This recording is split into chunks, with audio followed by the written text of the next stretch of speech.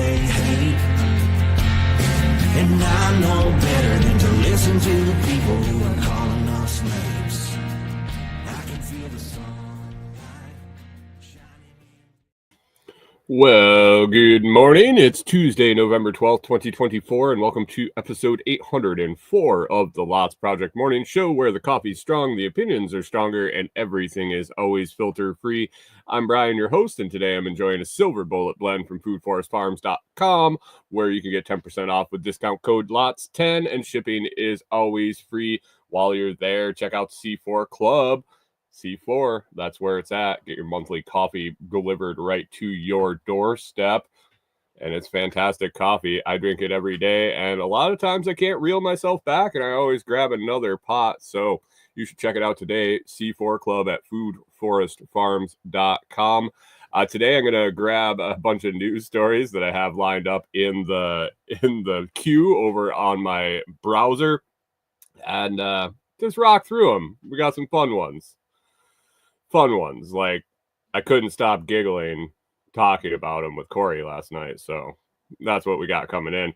Let's head on over into the live chats and check out who's hanging out in the coffee crew. Thanks for joining us this morning, guys. I'm going to grab a sip and we'll get right to it. Man, been doing a lot of talking lately. Had two interviews I recorded yesterday evening and 6 or 7 more today, man. We're rolling with the interview podcast. I hope you've checked it out. If you haven't, you can find it at Direct or Detour.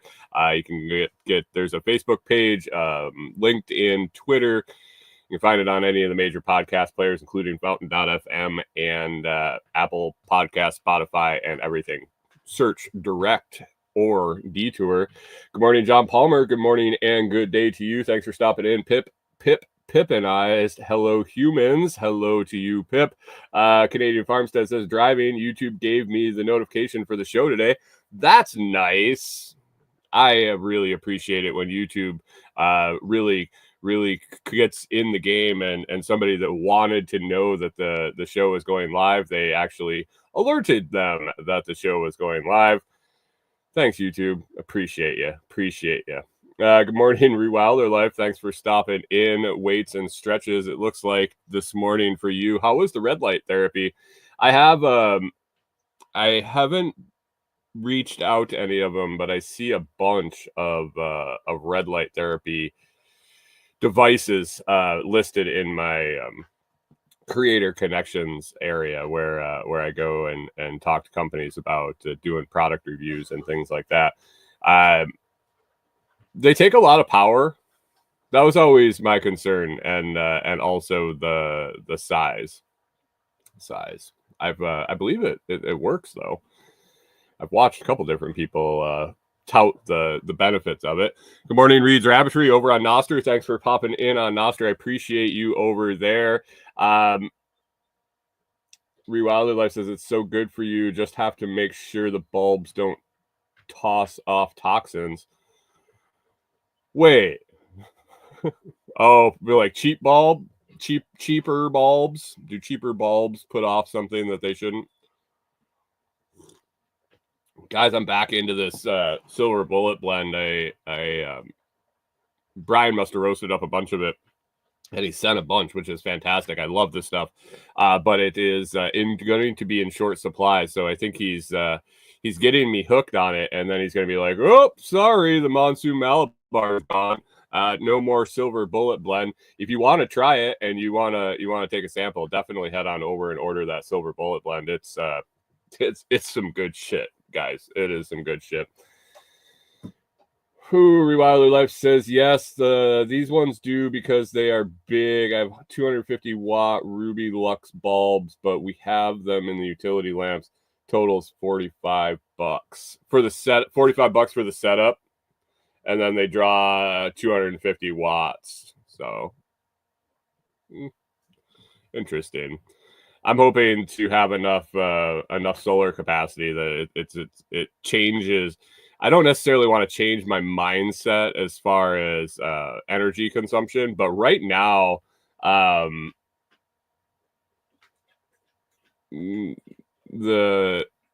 right at the moment, we use such little electricity, even plugged in, beyond the air conditioner when we would have to run the air conditioner for the dogs and do that in the summer. We still just use so little electricity compared to what we would have in the house. At the farm, we used a ton because of all the hydroponics, aquaponics, grow lights, incubators, things like that. When we moved into the camper, we used just such little electricity. When I started, bless you, Corey, when I started speccing out the cabin solar and then running across all the cheap solar panels that we did, and really getting that side of it for a really good deal.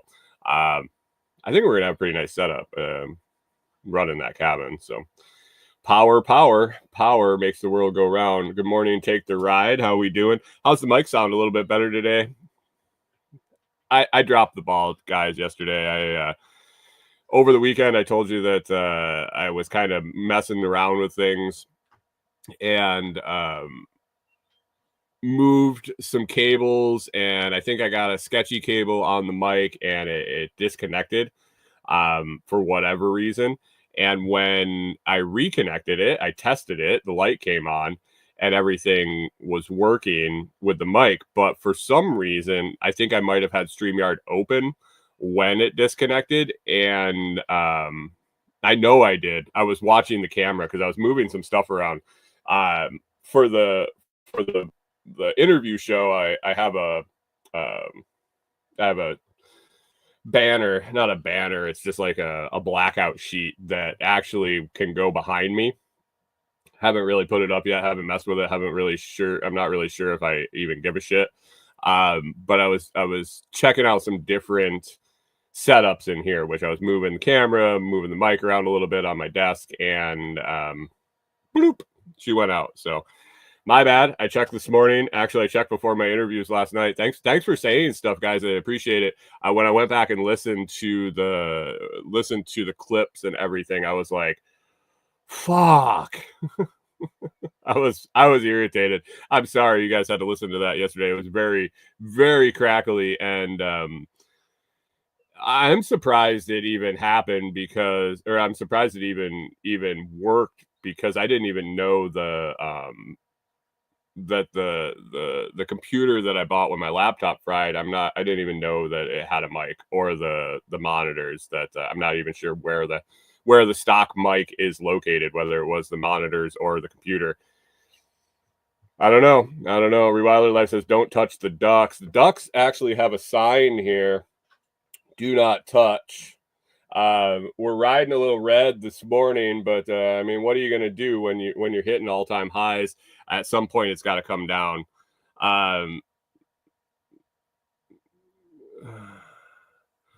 Reed's Rabbitry says, what's it called when that happens? Overdrive.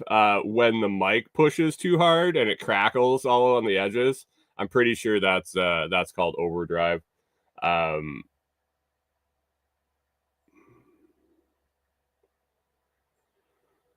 John Palmer says it might be better hung between you and the camera.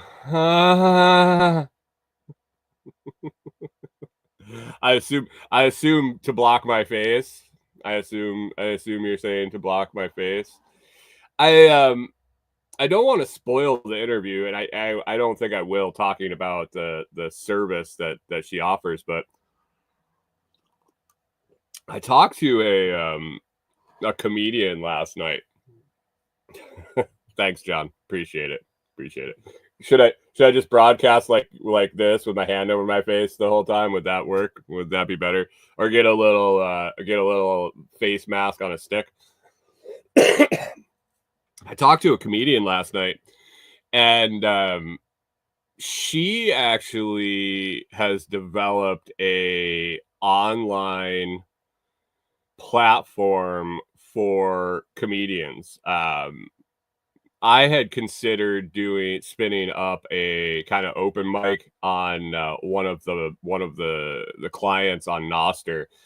Basically, it's an audio room where you can do conferences and have people on stage, have multiple people with hot mics at different times. So you could have a host and a couple of comedians on together or single. And as I kind of brainstormed it and went through the motions, it really the feedback was the problem. Not the feedback as in like the electrical feedback or the mic feedback, but the feedback from the crowd when you're telling jokes and timing and things like that. You need that audio and even visual feedback, which wasn't there. So it's not that the idea won't work. It's not that the idea can't work over on Noster, but it just didn't. It wasn't as exciting once I realized that one of the main components in stand-up comedy was missing, the feedback from the visual and the audio. She fixed that. She actually went back to school. She got her master's in education or innovation and innovation in business or something. Innovation and entrepreneurship was her master's degree. She built a team and they knocked it out of the park from what I understand. I actually signed up for a test account and will be messing around with it.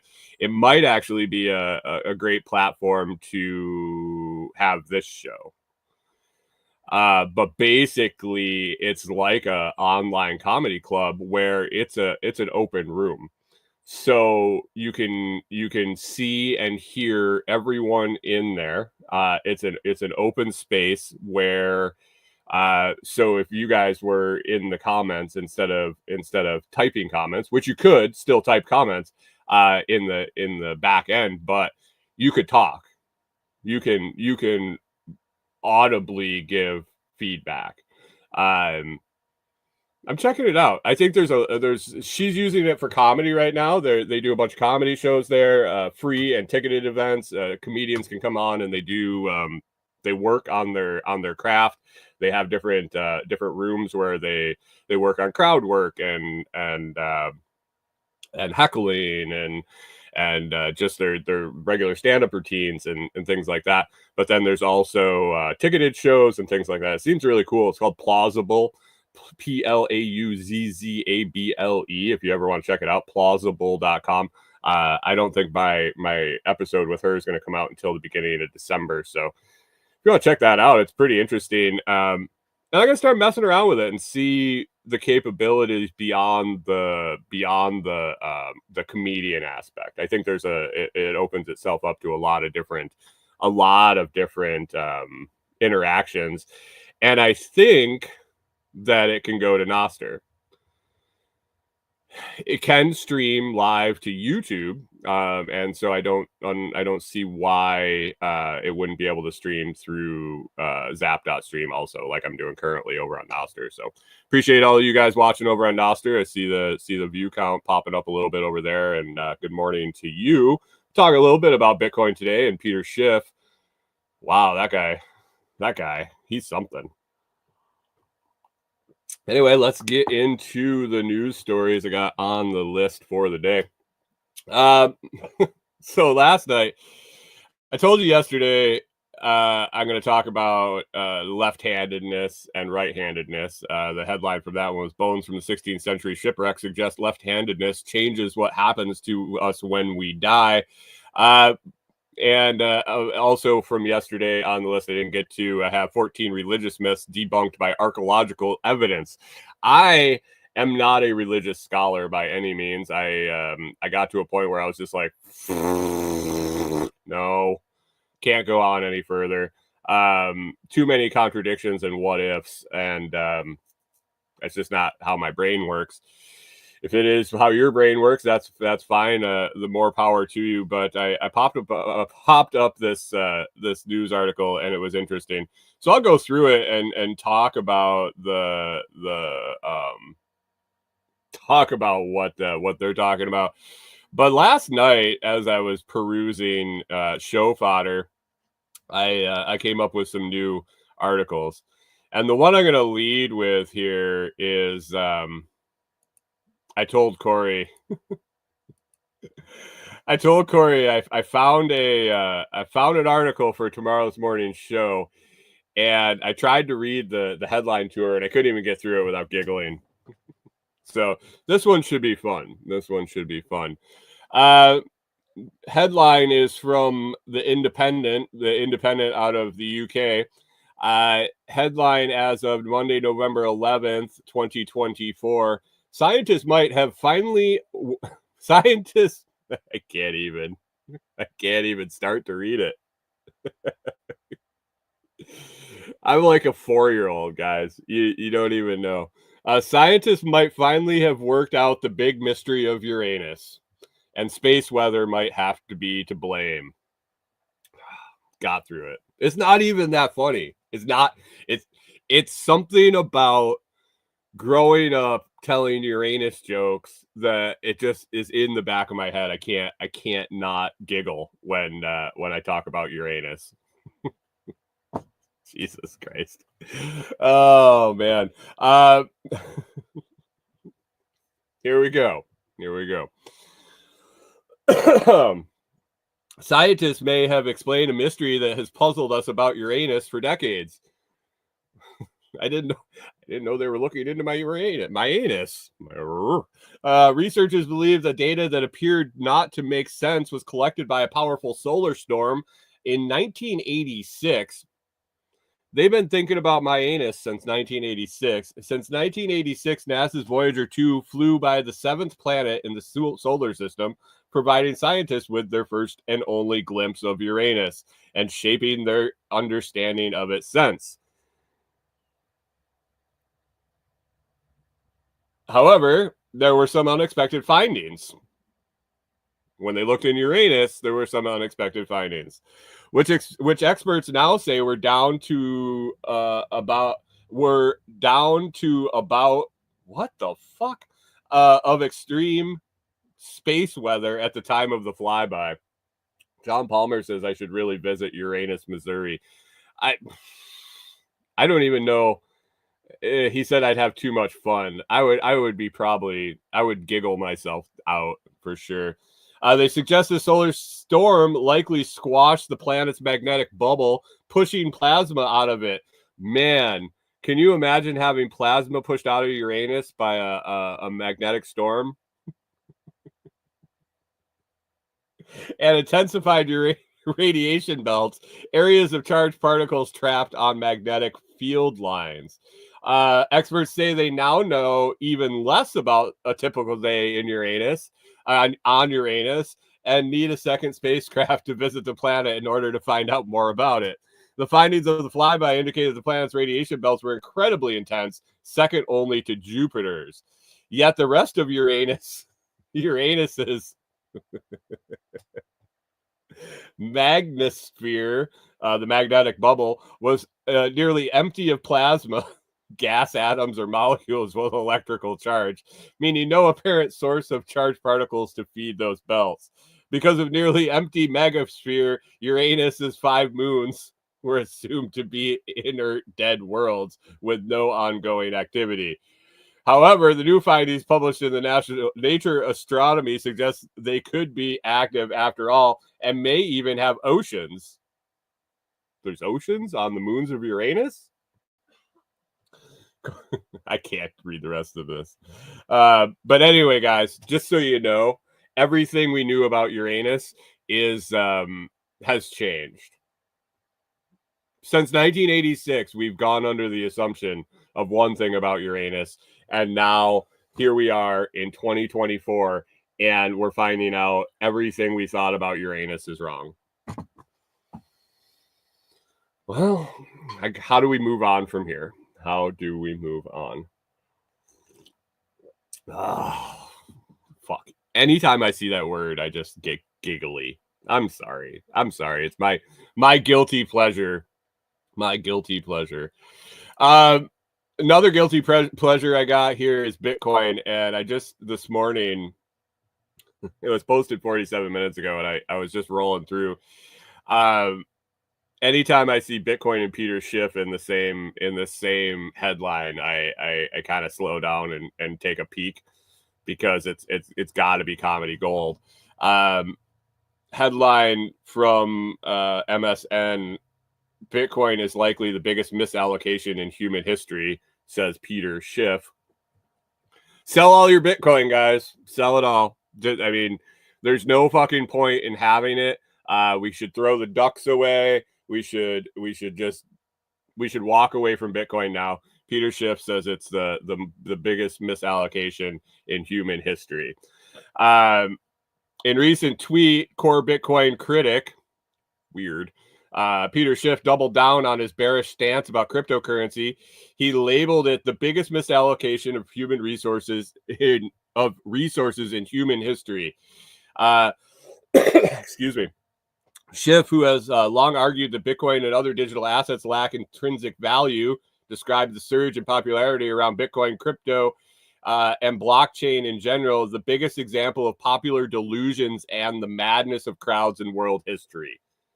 I'm pretty sure that may be both MAGA and TDS.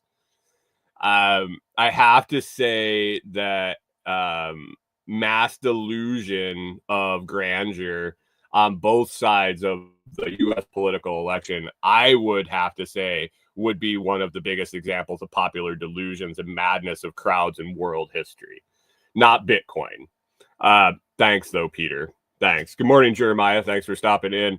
Talking about the leading asset, talking about Bitcoin, Schiff says, quote, "This is likely the biggest misallocation of resources in human history. Not only will the net losses to society be staggering, but Bitcoin itself will do more to tarnish the reputation of libertarian capitalism and the concept of sound money than any failed government program ever has."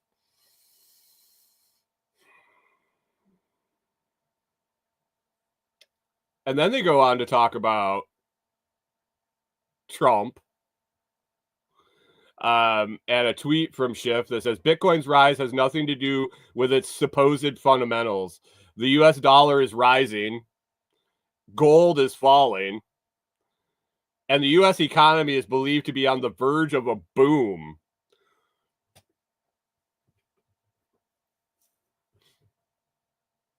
Wait.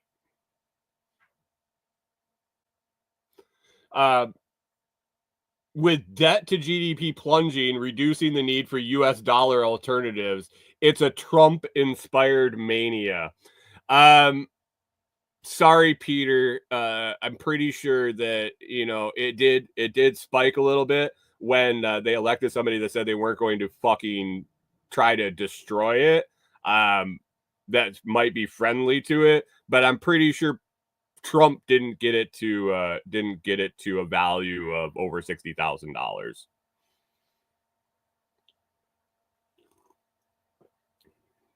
Pip says, I don't know. Government fails pretty hard and often. Peter Schiff, man. Hey, Peter, what should I do with all my Bitcoin money that I made when I sell it or not? What should I take my Bitcoin that I've made 200+%, 400+%? And what should I do? Oh, you should put it into gold. Buy gold with it. I mean, this isn't financial advice by any means, guys, but I would seriously consider offloading all your Bitcoin and picking up gold. Now a word from our sponsors, Gold Line. Fuck. The dollar is rising, gold is falling, and the U.S. economy is believed. Who the fuck believes the U.S. economy is on the verge of a boom? Like, seriously. I know we're gonna roll tariffs and we're gonna bring manufacturing back, blah blah blah, and all that shit. We're gonna drain the swamp. Blah. Who the fuck thinks that the U.S. economy is on the verge of a boom? Maybe the inflation will boom. Maybe it's about to blow up. That I decoded Peter Schiff. He wants to buy all the Bitcoin himself, so he's trying to keep people out of it. That's what it is. all this price increase is all because of Trump. It's all a mystery. No fundamentals or intrinsic value. Fuck Bitcoin, guys. I'm done with Bitcoin. Does anybody want my Bitcoins? I might just take my Jade hardware wallet, throw it in the Tennessee River, along with all my seed phrase. Fuck it. Peter Schiff says, buy gold. Trump's crypto promises drive Bitcoin to record high.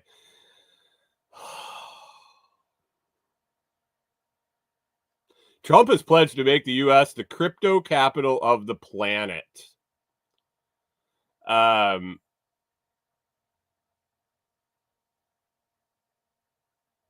He's got a ways to go behind El Salvador.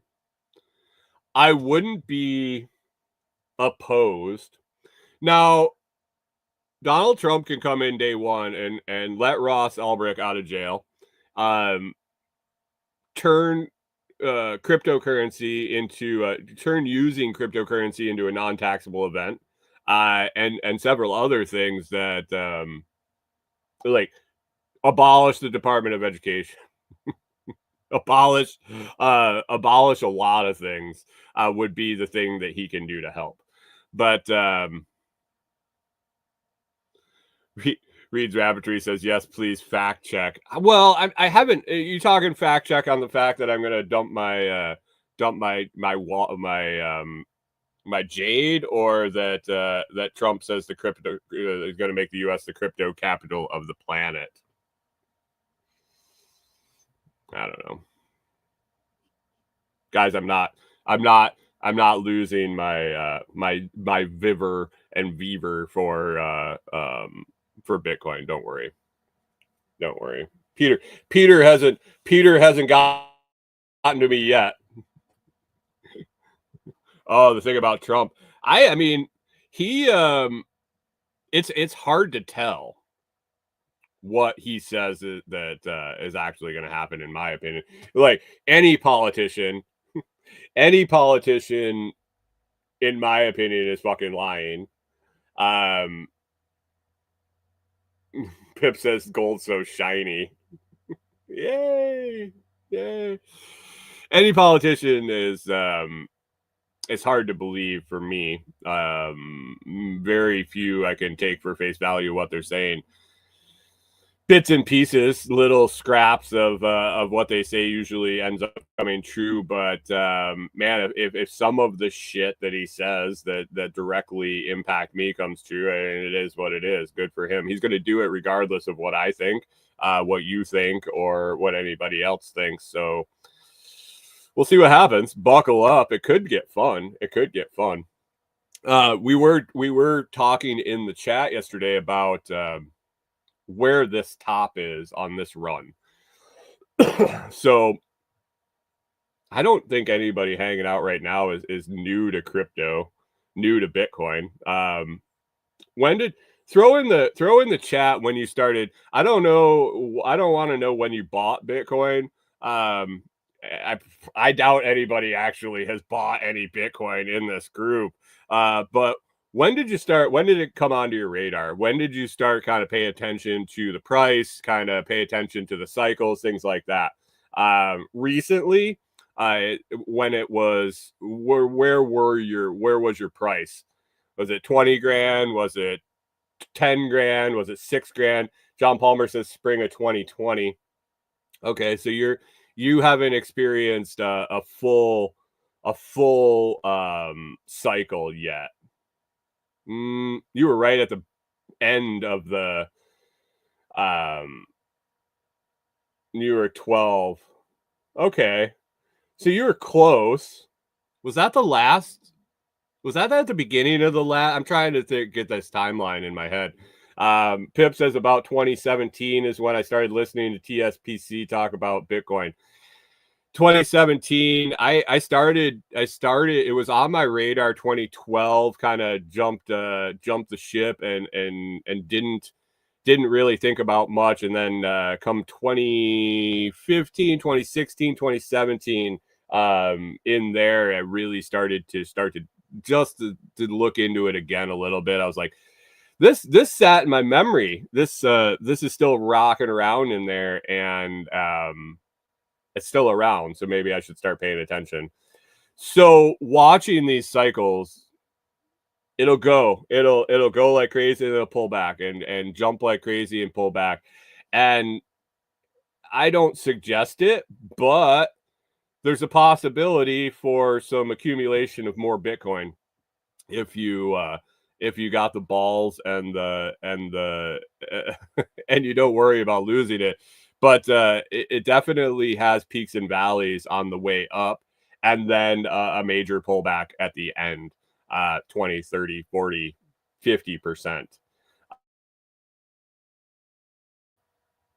Not financial advice. Is that why they're squelching me? Is that why my signal is dropping out? This is definitely not financial advice by any means. John Palmer says, I heard a good one this morning. Brandon Herrera for ATF director. That name sounds familiar. Name sounds familiar, but I can't place it off the top of my head. I assume that he's probably a pro gun guy. Alex Jones for press secretary. The frogs are gay.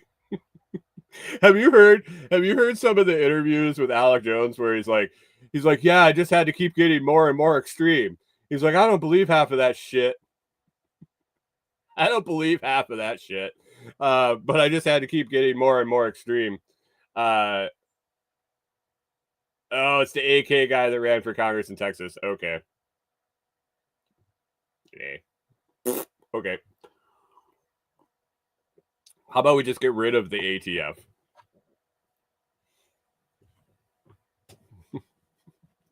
I don't get excited for new directors of departments. I get excited when they just drop the whole department. Does that work for you guys? Who's the new ATF director? I don't know. There's no ATF. Reed's Rabbitry wondering if they ever sold Alex Jones' stuff yet. I don't know. I try not to keep up with Alex Jones. I don't know. He owes somebody just an absolute boat ton of money, doesn't he, for libel or some shit? I don't know. That was a circus that was going on that I just couldn't bring myself to get into the mire with that one. So Shift says get rid of your Bitcoin, guys. I'm not saying be all in on Bitcoin. That's not my choice for you, but definitely understand that even though they're popular, even though they have a large following, even though they've have a track record of spouting some things, it's still up for debate. Nobody really knows 100%. Pip says Brandon was going to cut and slash the ATF until Trump could disband it. John Palmer says change it from regulatory to promotion.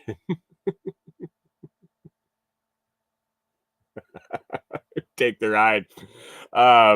Take the ride says the ATF should be a section in the gas station, not a government organization. Well, I mean, make tobacco great again. I saw so everybody smokes in Tennessee. Well, I shouldn't say everybody smokes. A larger percentage of people, you notice it more, I guess. And I don't know if it's because we're in a small town or a small rural area or what. I'm guessing it's that we're in tobacco country ish. I think. Pips has turned the ATF into a shopping center. That's a t-shirt, dude. Hold on. I only have 7 interviews today. Why would I have time to take notes and try to make a new t-shirt?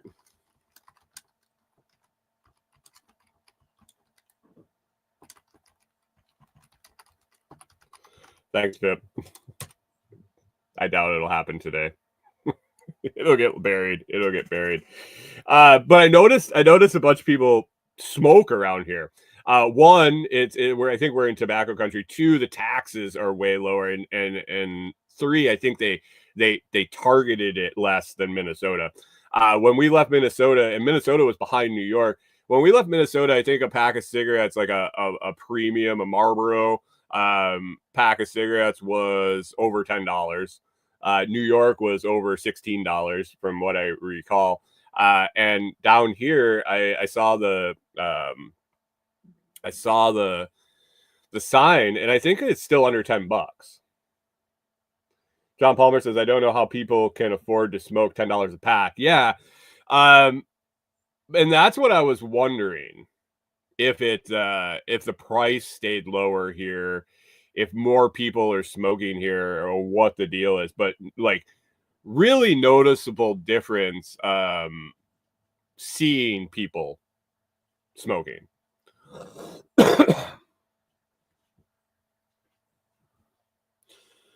Reed's Rabbitry says, wait, you're saying vice taxes work? I'm saying it's a false premise if they want to use it as a tax, because then they allocate the money, and if their system works and vice taxes work, the revenue goes away. So then they have to tax other things. So no, vice taxes don't work. Will vice taxes get people to adjust their habits? Yeah. Will vice taxes encourage black markets? Yes. Do vice taxes work? Depends on what you think the definition of work is, and what the sole purpose of the vice tax is. Is the sole purpose to get people to quit, or is the sole purpose to generate tax revenue? Because I don't think that the tobacco taxes in Minnesota were. I think there was more of a focus on generating revenue than getting people to quit. What do you think of that? Pip says, yeah, but a handle of rum was $5 more in Tennessee. That's because you bought rum and not whiskey, dipshit. Taxing their way to healthy. I mean, it's pretty telling what rules the roost in this area here. I know this is Tennessee. I'm in Tennessee, but there's I believe he's a senator, state senator in Kentucky, that owns a distillery, that basically said, I will never ever vote for any sort of marijuana legislation in the affirmative, because it will take my business away from my distillery. And if you don't fucking like that, elect someone else. Now, I don't agree with his sentiment, but I good for him. At least we know where he stands. John Palmer says it's all poison.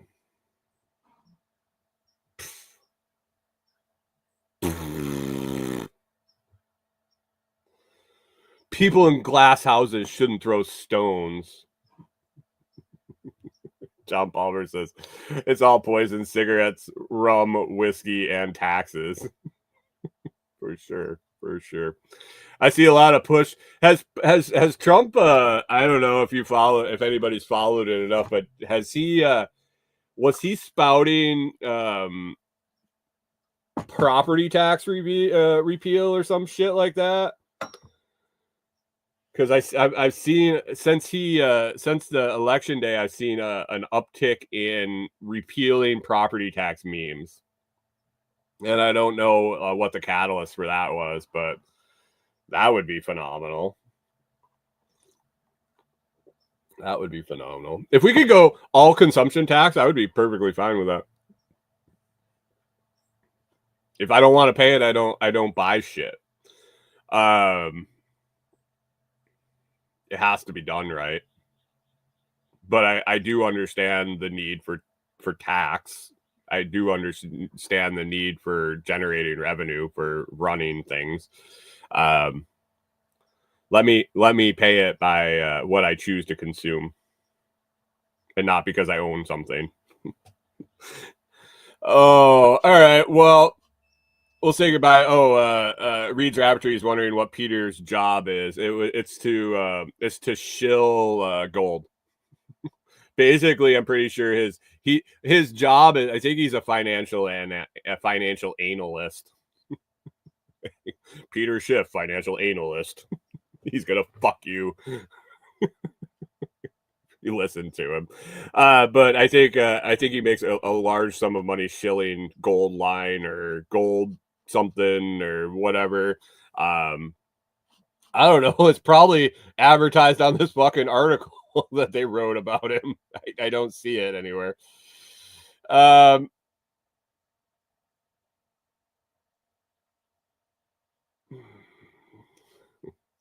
right.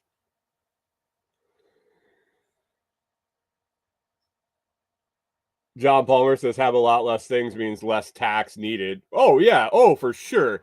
There has to definitely be a gutting of the infrastructure and the machine to reduce the fuel consumption. But yeah, if we could, if you got down to essential functions of the government, how much would it actually take to run? Let's cut health and human services. Let's cut welfare. Let's cut all of that stuff. Let's reinstitute that back into private charity. All sorts of departments. I can't even start to name all the departments because I don't even know where to fucking start in the shit that's just not. It doesn't have to happen. What about the poor people? Yeah, if they didn't take all the fucking money from everybody to pay taxes, you know what they used to do before welfare? They used to get help from local organizations, churches, stuff like that. People donated to that. People tithe to charities. And as taxes go up, those donations go down. So the poor people need more help, which they raise the taxes because they don't have enough money. Oh, it's weird because it's inefficient when we give our money to the government to help people. John Palmer says only thing is high unemployment until all those government employees get replacement jobs. Ain't that the truth? Isn't the government the largest employer in the country? What do we do about that? Because I would have to say 80% of them are fucking useless. Have you ever interacted with a government employee? How many times out of 10 that you interact with a government employee are you like, man, they did a smack up job? And not just because you disagree with what they're fucking doing, but just because they did a decent job at what they do.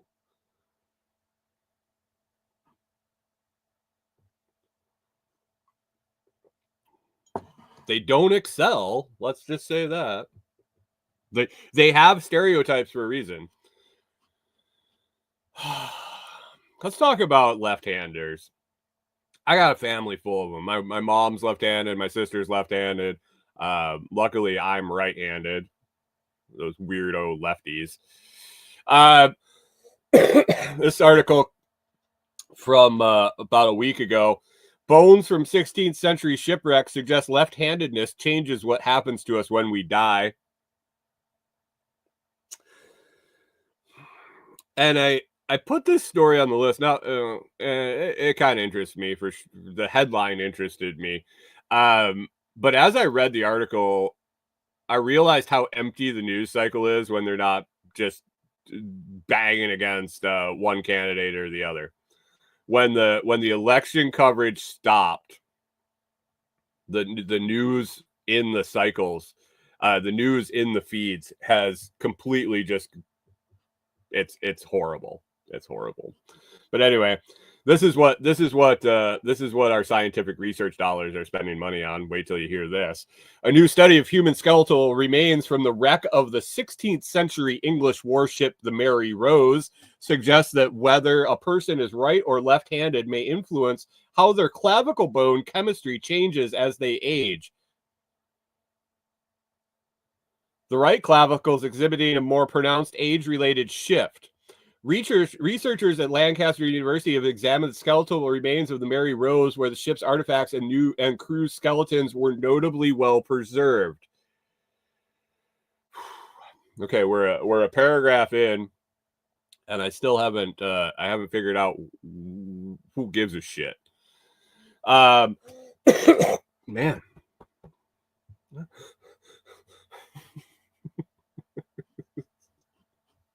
Researchers analyzed collarbones from the Mary Rose wreck using a non-destructive laser technique called Raman spectroscopy,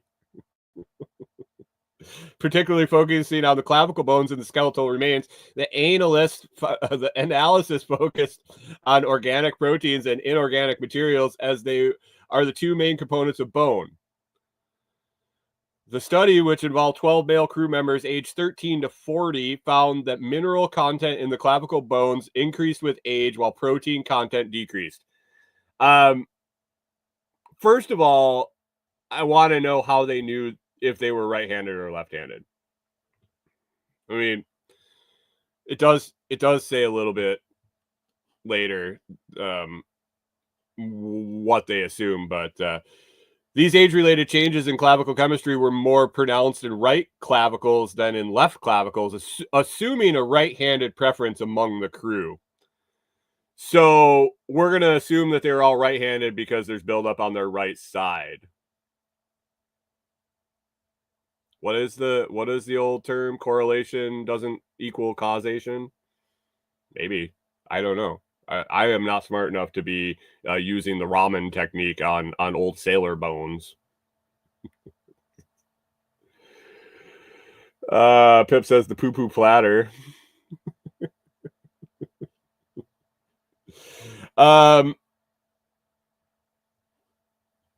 Assuming a right-handed preference among the crew, this finding suggests that handedness, may have affected their clavicle chemistry, potentially putting more stress on the right collarbone during repeated ship-related activities.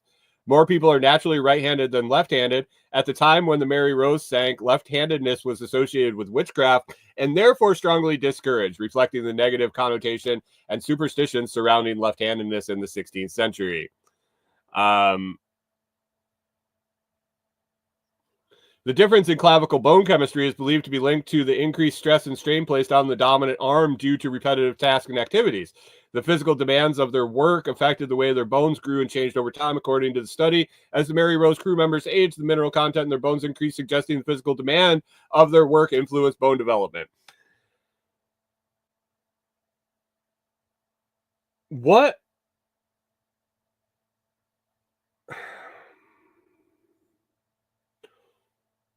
What difference does it fucking make?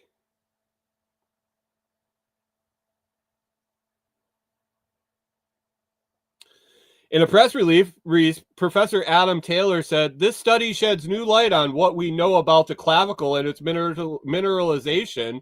The bone plays a critical role in attaching your upper limb to the body and is one of the most commonly fractured bones." Still, what are they trying to prove?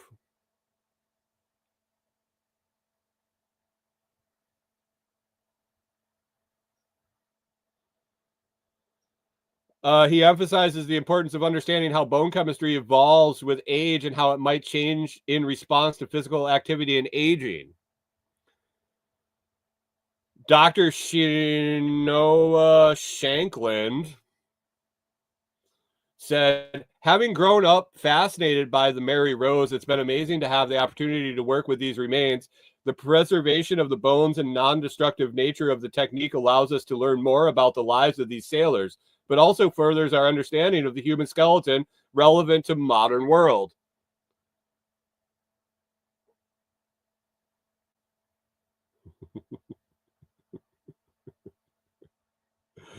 Dr. Gemma Kearns adds, "It's been a privilege to work with these unique and precious humans' remains to learn more about their life of sailors in the 16th century while finding out more about changes to bone composition as we age, which is relevant to today's health. Has been fascinating." I'm still trying to figure, like, this shit wasn't free. Like, these folks didn't like get this ramen laser or whatever it was called, the ramen technique with the laser. They didn't like just procure this thing for free and go about their business and do this testing and results. So this costs money, and it probably costs way more money than I even want to know, because it probably make me sick to understand how much they spent on this.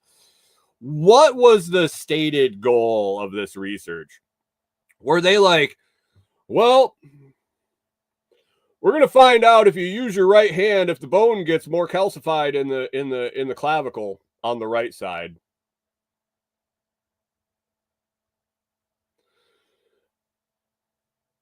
Okay, and when you find out it does, what are you doing?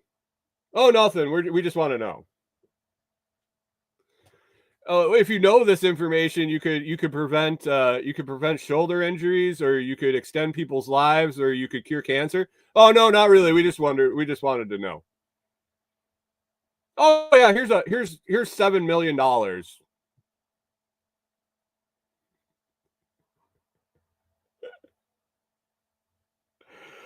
Top Palmer says, "Is it a laser or a noodle? It's a laser noodle. It's a noodle laser." Reed's Rabbitry says they had to justify using the laser. No shit. Like, I gotta. I can. Do you guys remember the question mark guy, the government grant guy, Matthew Lesko? You're all about the right age. Maybe, maybe the question mark guy, the government grants guy that was always doing the infomercial on TV. He'd like pop out. He'd be standing on the steps of the Capitol building and be like, "There's free government money." I have an opportunity to book an interview with him. The guy's like 87 years old or 81 years old now. And I'm trying to not. Reed's Rabbitry says, I think he's still alive. Yeah, he's still alive. I could interview him. I'm trying to keep my focus on the podcast, not the fact that I saw the guy on TV when I was a kid and a teen and an adult.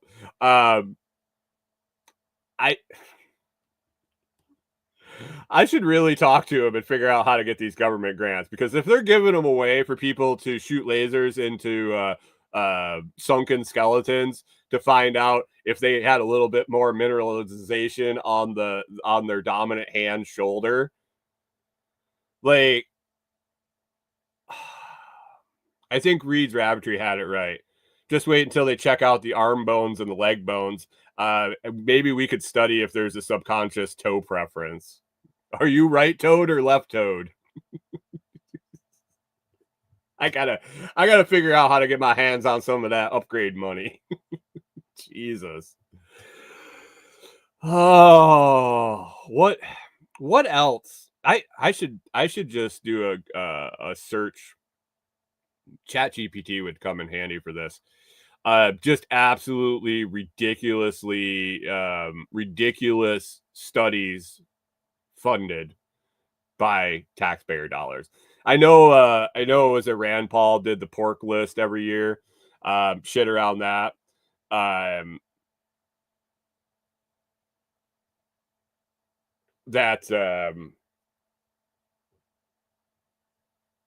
Yeah, he did the pork list. It started with Ron. I think Rand still does it. But some of the studies are insane. Reed's Rafferty says it's a joke around here. We need a government grant, 57,000 for insert bullshit here, right? And the classic. We need a government grant, 57 for maybe I should apply for a grant to come up with a better jokes. maybe. Oh man.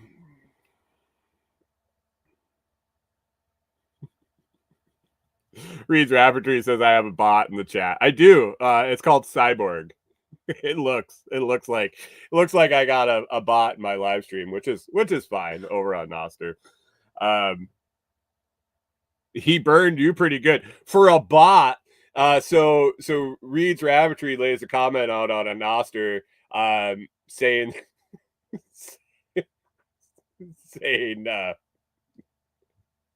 how does this bot throw shade at Hunter?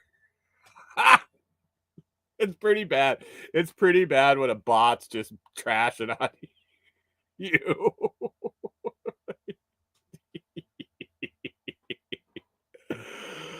Oh man, that's fantastic. That's fantastic. Um. Anyway, that was just.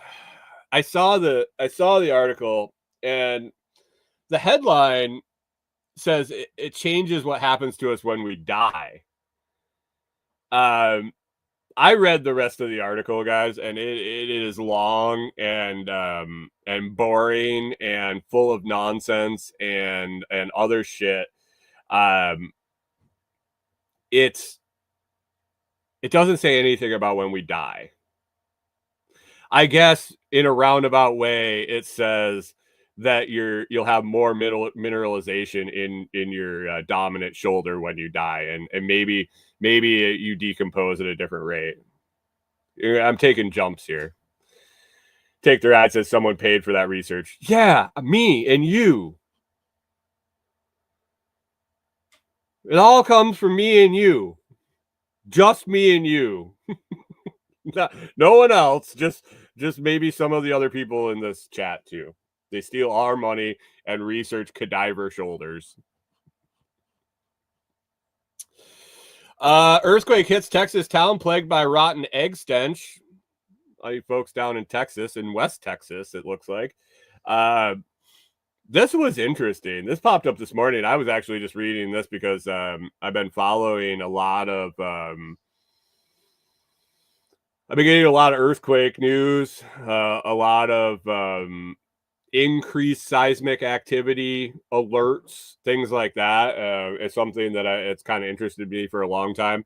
And then tie in the eclipse and the Giants waking up and me being here near the New Madrid and all sorts of shit. I kind of perk up when I see earthquakes hit Texas town plagued by rotten egg stench. This makes me wonder. Sorry, I got coffee ground in my mouth. Residents in West Texas experienced another jolt early Monday morning as a series of earthquakes shook the region, continuing a pattern of increased seismic activity and all-around strange happenings. The largest of the quakes, with a magnitude 3.4, not horrible, struck near the small town of Toya, home to 61 people. 61. Population 61. Did Jan have her baby yet? Who's going to go change the sign? 61 people were a mysterious 100-foot geyser recently sprung into the air. Mysterious. Now, you would think that all of a sudden a hole opened up in the ground and a geyser shot 100 feet up in the air. If I was reading a news story and knew nothing about anything, and it says home to 61 people where a mysterious 100-foot geyser recently sprung into the air. Mysterious.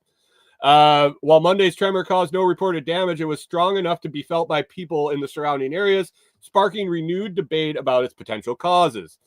The town has also been subject to a rotten egg smell that has been hanging in the air for the last 2 months. The stench came after a well that exploded, sending a stream of chemical water upwards into the sky so high it could be seen from 7 miles away in Reeves County.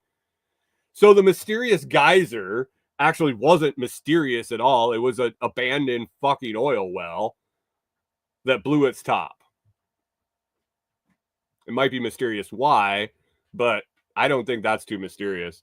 When the fire department arrives on scene to deal with the exploding well and blasts of water, they're powerless with little they can do to contain the geyser. There's not a whole lot we can do, said Reeves County Emergency Service Chief Ronald Lee to the Texas Tribune. There's nothing that we have. There's nothing that we have the equipment to do. Those living in the area are concerned the leaks and blowouts might contaminate clean water sources, not to mention the toxic chemicals being blasted in the air each time, including methane, which contributes to climate change.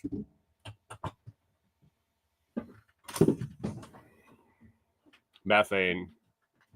Cow farts.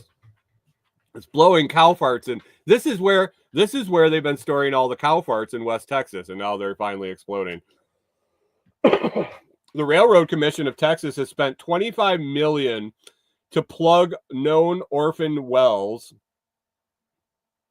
and is about to receive an additional cash injection of $80 million.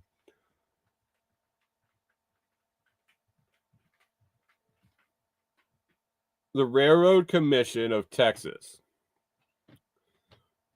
Why? I can't do that one. I can't get into why the Railroad Commission of Texas is capping orphaned wells. Not Orson Welles, orphaned wells.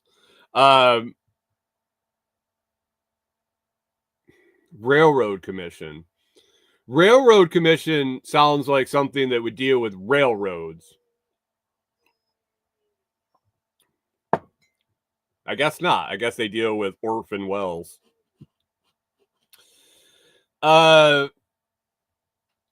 What's up, Jim? Thanks for stopping in over on Noster. Good morning to you. Yet there appears to be no way to plug the orphan wells before they blow with communities. Those orphan wells, they're just going around blowing everybody, with communities also not equipped to deal with them. The commission has so far plugged 737 wells, which is only about 10% of the number of estimated orphan wells in Texas.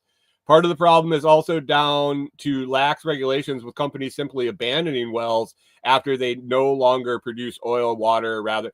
Guys, this paragraph right here.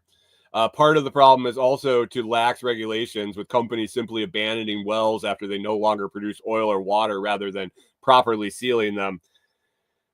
I think I might end up denouncing my anarchism. I'm going to go full in government lackey and promote the institution of more regulations. We need more regulations so orphan wells don't blow people in Texas. I don't know. John Palmer says the railroad in bed with big oil. Surprising. Yeah, weird.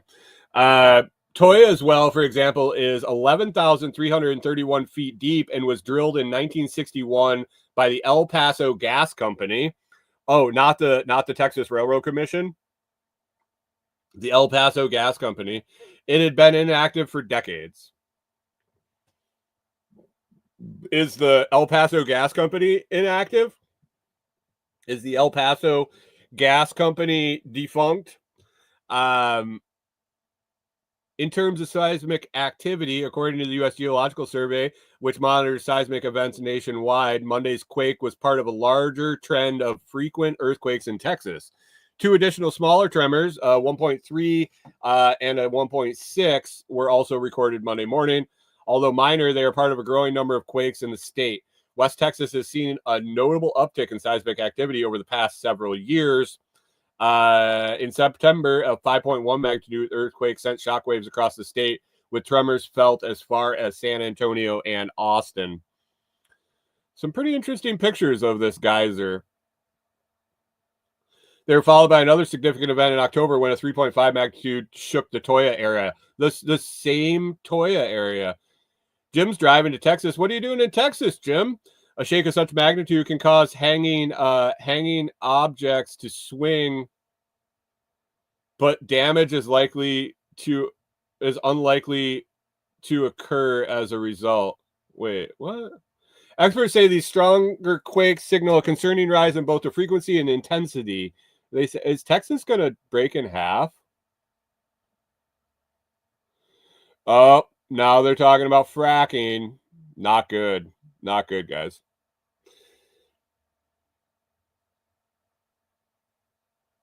John Palmer says it sounds active to him. Why isn't the El Paso Gas Company taking care of this? Oh, Jim, you're going to Jack's. Jim's going to Jack's. Have fun, Jim. Enjoy the workshop. Hopefully you have lots of fun times and giggles. Reed's Rabbitry says Texas is held up by Mexico. That's good. That's good.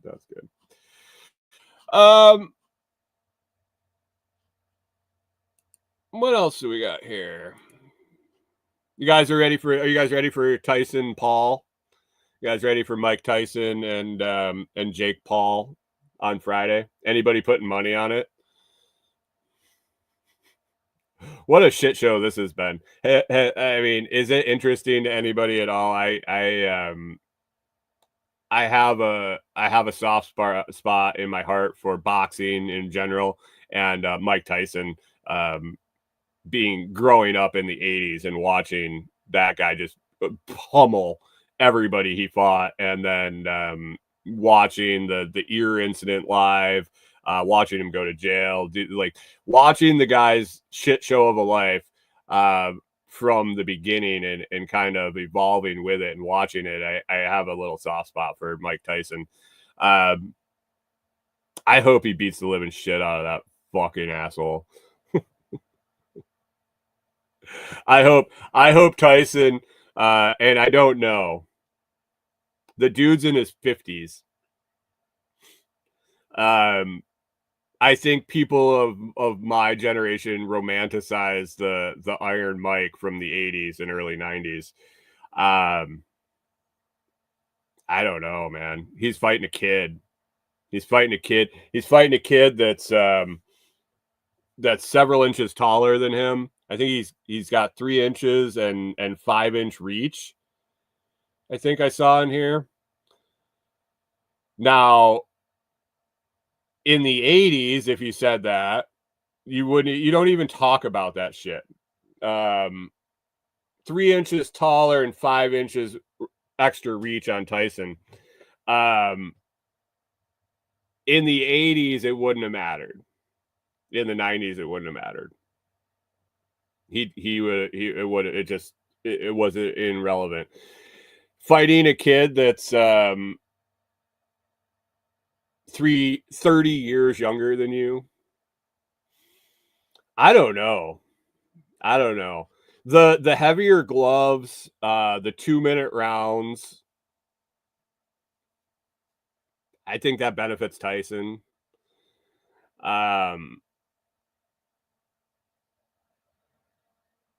Rue Other Life says, doesn't he have to nail a few hits? Yeah, he does, and that's all. That's it. Maybe. Maybe. Does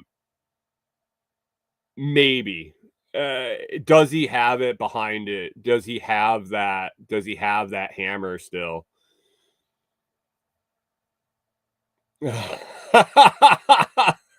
Reads Roundtree says, no money. I kind of want an old man to beat the ever loving shit out of the kid, but he's a good fighter. Who? Jake Paul? Jake Paul's good at running his fucking mouth. And then he says, punch him in the dick and chew his face off. I think that's fantastic. I think he should do a Hannibal Lecter and just and eat Jake Paul's face. Run right up and just kick him in the balls and start and bite his nose off. End the dude's social media career immediately. If anybody's wondering, Jim should be in the Dallas Fort area this evening sometime. John Palmer says, I wouldn't step in the ring with either. I mean, no. I'm not a boxer. I don't think at any point in my life I've really wanted to step in the ring with a professional boxer. Whether I think he's trash or not compared to other boxers doesn't mean that I want to fight him. It'll be interesting. Is it all staged? Are we to that point?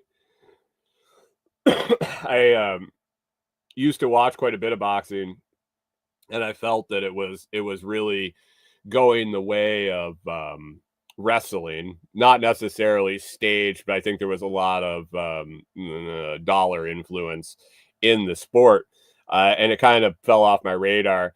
I don't know if it's continued to go that way. Is it still as big of a show, or did MMA basically take the circus show away from boxing? Has boxing got back to actual boxing?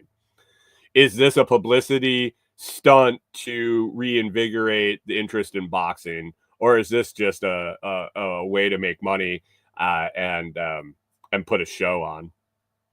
I don't know. It'll be interesting to see. Is it pay-per-view? I think it's on Netflix or something. I don't even think I'll end up getting to watch it because I won't pay. I won't pay to watch it. I'm sure it'll be all over the interwebs within hours, if not for free somewhere. But if somebody knows where you can watch it for free, let me know, because it's not that important to me to pay for it. But that's coming up Friday night, I believe. Yeah, Friday night the 15th. It'll be interesting. It'll be interesting to see. Anyway, guys, I think we're going to wrap it up. We'll save 14 religious myths debunked by archaeological evidence for tomorrow if it fits in the show. John Palmer says, take away all the silly rules. The silly rules for the Tyson Paul fight, or the silly rules for boxing in general?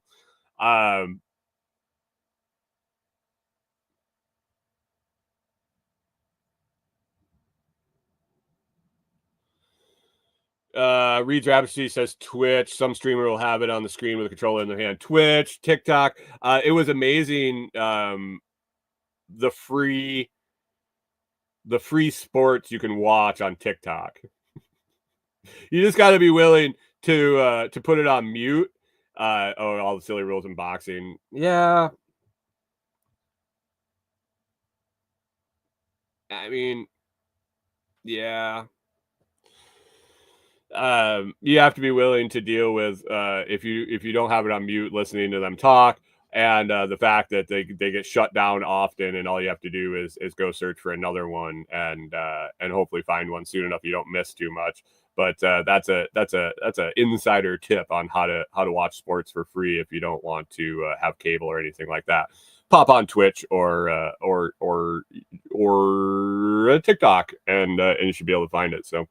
Good call on that, Hunter. I didn't think about scamming that for free on Friday night, but maybe we'll have to. Anyway, actually, does anybody have it? Is anybody actually going to watch it? Because I'd be happy to show you how to stream it to the Telegram group if you want to put it on your TV and send the signal, and we can all watch the shit show of a fight together. Maybe. We'll see. Let me know. All right, let's get out of here. Let's wrap it up. I got a bunch of interviews today, and I'm excited to talk to the list of people that I was looking through this morning. Should be a bunch of good conversations. If you haven't checked out Director Detour, please go to your podcast streaming player, type in Direct or Detour, hit subscribe to it, download the 4 episodes that have been published so far. I believe it's 4. Yeah, 1, 2, 3, 4. Download them. Listen to one. Number 3, number 4. They're getting better as it goes on. There was some motions to roll through. I got a bunch more recorded that are really good interviews coming up. So you're gonna want to subscribe and check them out. If you want to pop over to the Patreon page, if you enjoyed one of the interviews, you can sign up for free. There's a free membership tier that gets access to pretty much everything that's getting put out right now. The paid membership tier is basically for early release of the episodes, and then a placeholder from some future content that'll be coming out.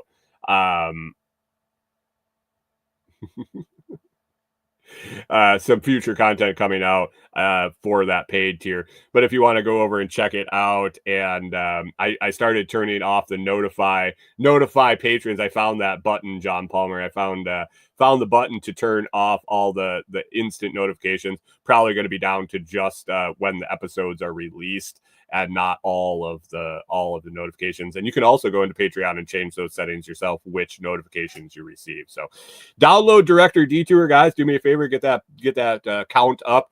If you use Apple Podcast and like it, if you use Apple Podcasts and like the show, or even if you think it's mediocre, if you'd pop on and give it a review, give it a 5-star review, hopefully, and write something up, that helps get it into the get spread out and show up in search results. And if you got somebody that you think might enjoy listening to the interviews, check it out. Have them send it over. Spread the word. It might not be something you like, but maybe somebody you know. I appreciate everybody listening and hanging out. It's Tuesday, Tasty Tuesday, Taco Tuesday, Thirsty Tuesday, something like that. I don't know. Anyway, I hope you all have a fantastic day and get a bunch of shit done and enjoy the beginning of this week. Make it happen today, and we will catch up to you on Hump Day.